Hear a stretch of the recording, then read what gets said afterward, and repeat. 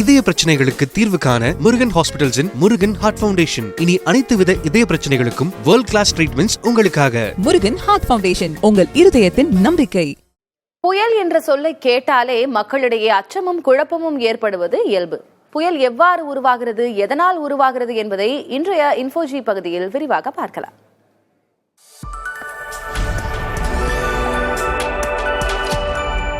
உலகில் உருவாகும் அனைத்து புயல்களும் வெப்பமண்டல சூறாவளிகள் என அழைக்கப்படுகின்றன. இவை உருவாகும் இடத்தை பொறுத்து பெயர்கள் மாறும்.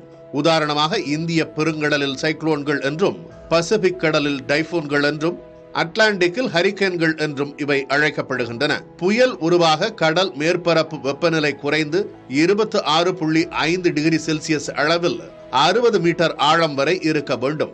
கடலின் வெப்பம் அதிகரிக்கும் போது வெப்பக்காற்று விரைவாக மேல் எழும்புகிறது. இந்த வெற்றிடத்தை நிரப்ப சுற்றுப்புறத்திலிருந்து குளிர்ந்த ஈரப்பதமான காற்று மையத்தை நோக்கி இழுக்கப்படுகிறது. இதனால் குறைந்த காற்றழுத்த பகுதி உருவாகிறது. வெப்பக்காற்று தொடர்ந்து மேல் எழும்பும் போது காற்றழுத்த தாழ்வு பகுதி மேலும் வலுவடைந்து புயல் உருவாகிறது. மணிக்கு 30 கிலோமீட்டர் வரையிலான வேகத்தில் காற்று வீசினால் அது காற்றழுத்த தாழ்வு பகுதி. காற்றின் வேகம் 50 கிலோமீட்டர் வரை அதிகரித்தால் அது காற்றழுத்த தாழ்வு மண்டலமாகும். காற்றின் வேகம் மணிக்கு 63 முதல் 88 கிலோமீட்டர் வரை செல்வதே புயல் என்று குறிக்கப்படுகிறது.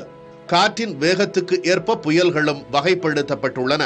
காற்றின் வேகம் மணிக்கு 89 கிலோமீட்டரை தாண்டினால் அதற்கு தீவிர புயல் என்றும், காற்றின் வேகம் மணிக்கு 166 கிலோமீட்டரை விட அதிகரித்தால் அதற்கு அதி தீவிர புயல் என்றும் பெயர். அதிகபட்சமாக மணிக்கு 221 கிலோமீட்டர் வேகத்தில் கொடூர காற்று வீசினால் அது சூப்பர் புயல் என்று அழைக்கப்படுகிறது.